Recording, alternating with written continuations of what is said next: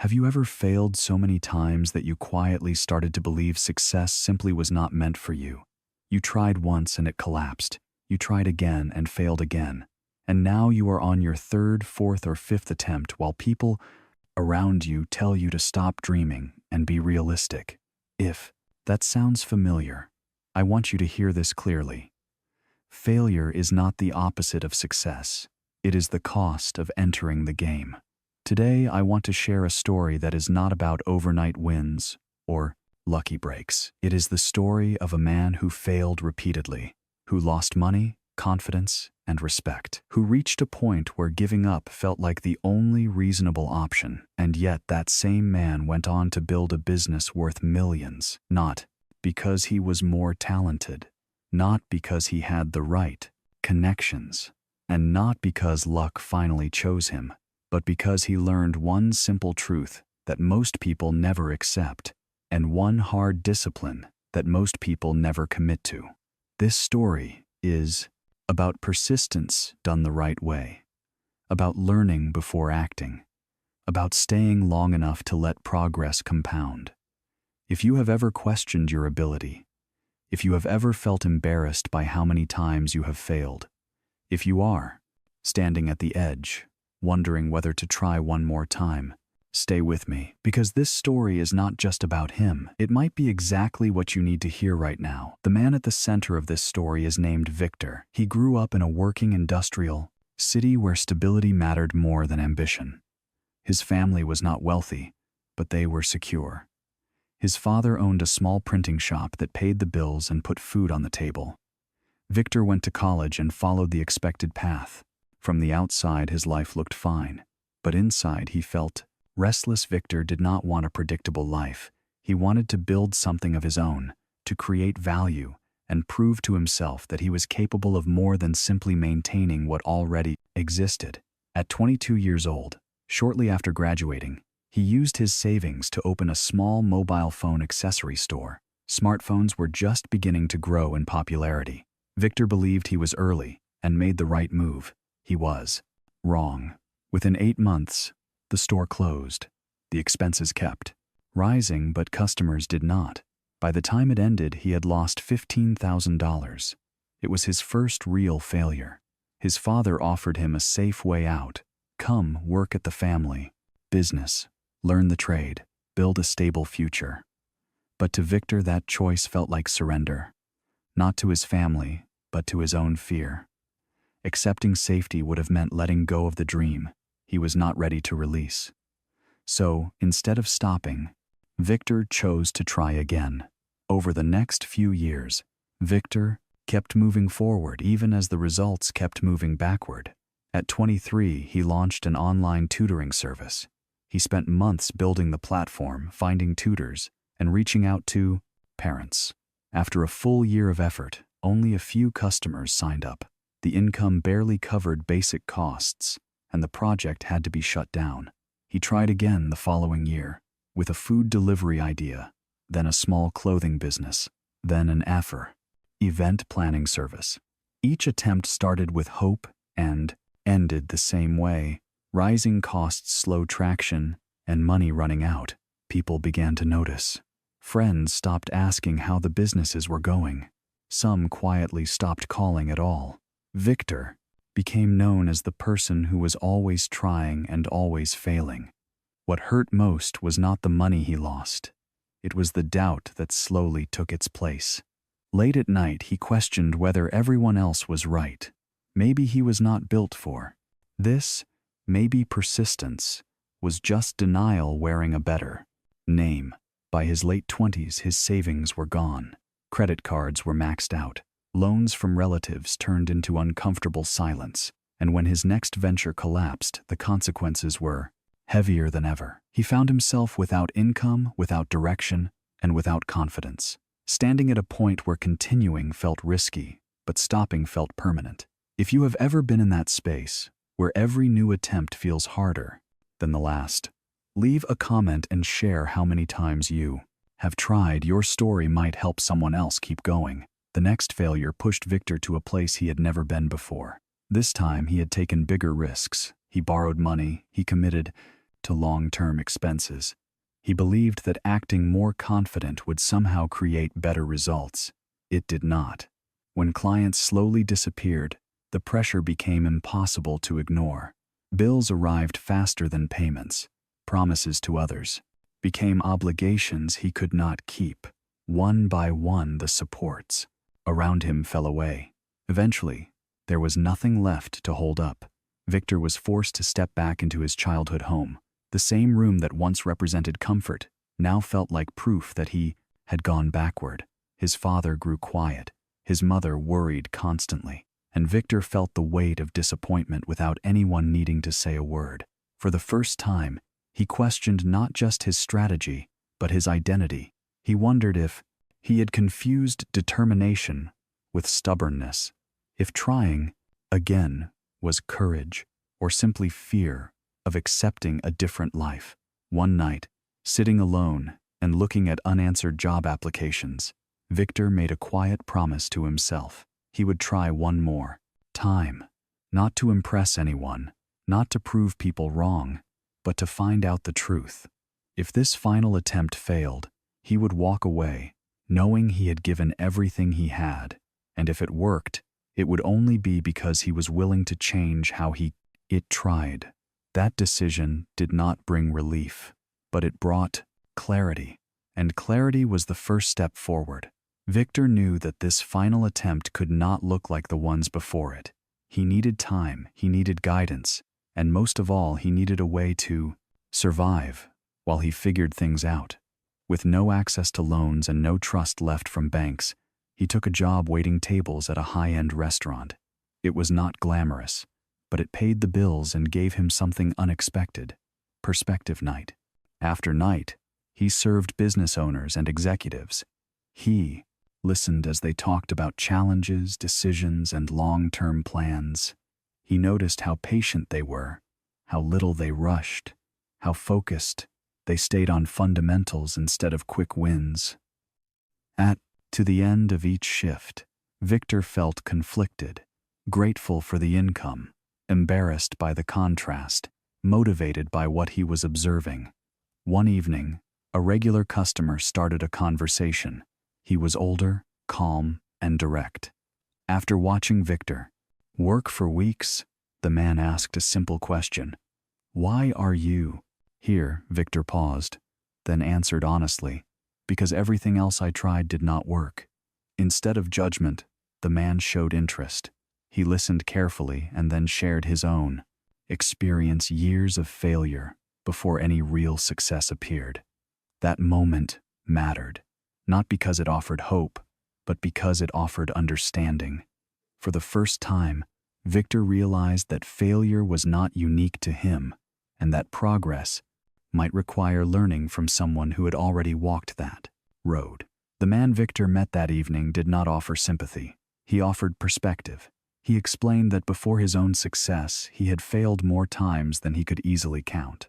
Homes lost, relationships tested, and years spent wondering if the effort was worth it. What separated the turning point from everything before it was not confidence or luck. It was learning how to approach the work differently. The next morning, Victor Daughter showed up early as instructed, not because he felt confident, but because he was ready to listen. Inside a quiet office filled with books and reminders of past lessons, the man asked Victor to describe his failures without excuses. No market conditions, no bad timing, just his own decisions. As Victor spoke, a pattern became clear. He had moved quickly on ideas, but slowly on understanding. He had trusted enthusiasm more than preparation. The first lesson was simple: study before acting. Before starting again, Victor would spend months learning one industry deeply, understanding the customer, the problem, and the competitive landscape, not reading headlines, not skimming advice, but doing the unglamorous work of learning fundamentals. This was not delay, it was discipline. The second lesson addressed time. Real progress does not follow short deadlines. Most meaningful results take longer than expected and arrive after doubt sets in. Commitment would be measured in consistency, not excitement. And finally, focus. Doing many things at an average level creates noise, not results. Progress comes from doing one thing extremely well. These were not shortcuts, they were boundaries. And for the first time, Victor had a clear structure to follow. For the next 3 months, Victor did something he had never done before. He did not launch, he did not sell, he did not try to prove anything. He studied every week, he analyzed markets, successful companies, and failed models. He asked difficult questions and wrote down uncomfortable answers. Instead of chasing multiple ideas, he narrowed his attention to one clear direction: business to business, technology companies. One problem: lead generation. He learned how decision makers think, how long buying cycles actually take, what problems keep founders and sales leaders awake at night. He studied messaging platforms and systems that support long-term outreach. During this time, there was no income from a new venture, only quiet preparation. Others, it looked like hesitation. To Victor, it felt like building something solid for the first time. When the study period ended, he started small by design. No office, no team, no complicated offers, just one clear promise and one clear audience. Early months were slow. Results came gradually, and doubts returned often. But this time, Victor did not panic. He measured progress against effort, not emotion. He remembered that growth rarely announces itself early, and that consistency mattered more than speed.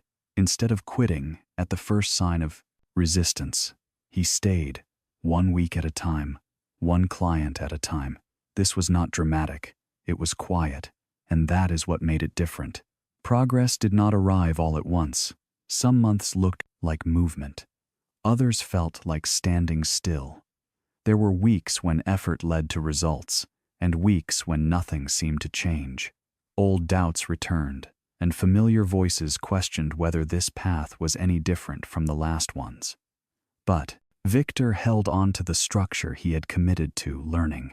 First, staying focused and giving the process enough time to work. Slowly, the signs began to shift. Clients stayed longer. Conversations became easier. Referrals started to appear without being asked for. The work was still demanding, but it was no longer chaotic. Victor measured success differently now, not by quick wins, but by steady improvement. When he looked back, he realized something important. This was the first time he had not quit during the difficult middle, the part where most people stop because progress is invisible.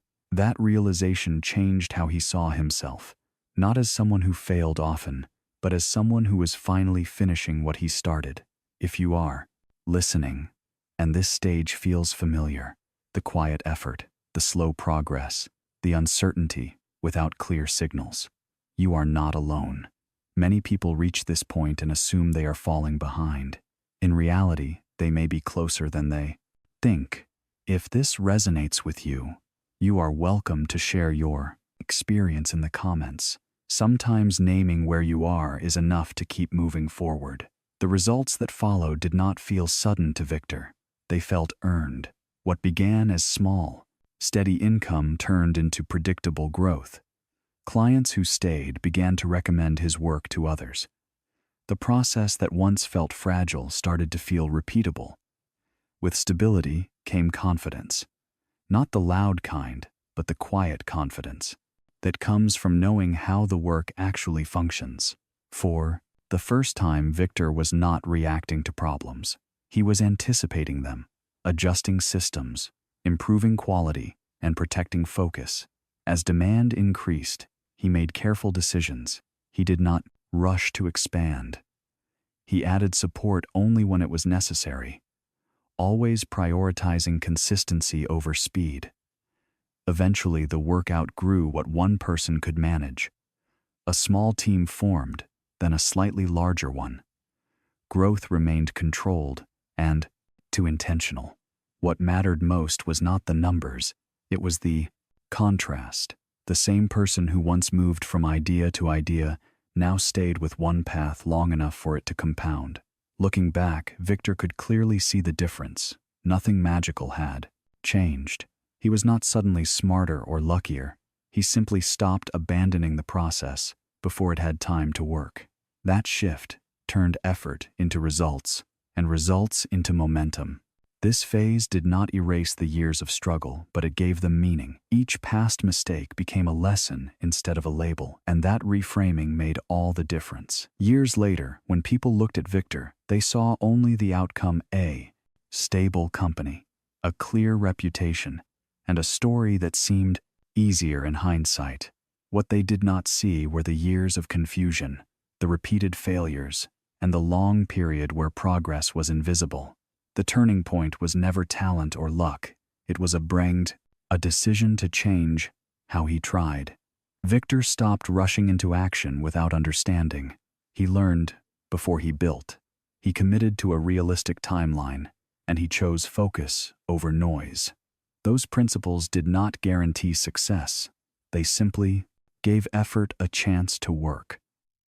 The lesson is not that failure leads to success. The lesson is that failure teaches nothing if nothing changes. Trying again only matters when the approach is different. If you are standing at a point where quitting feels reasonable, pause before you decide. Ask whether you have truly given your best effort, the time and structure it needs.